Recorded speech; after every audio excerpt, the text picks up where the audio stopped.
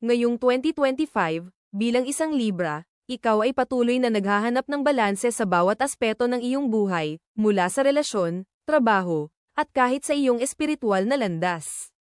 Ang Libra ay kinakatawan ng scales, kaya natural na ikaw ay naglalaban para sa pagkakapantay-pantay, hindi lang sa labas, kundi sa iyong loob din. Sa espiritual na aspeto, ang pagiging mindful at pagkakaroon ng routine tulad ng meditation o yoga ay makakatulong sa iyo na mapanatili ang inner peace. Magiging mahalaga ang mga maliliit na hakbang araw-araw, pagninilay, self-reflection, o simpleng pagpapahalaga sa iyong sarili upang magkaroon ng mas balanseng buhay. Sa 2025, maaaring dumaan ka sa mga pagkakataon na magpapaalala sa iyo na ang tunay na balanse ay nagsisimula sa loob.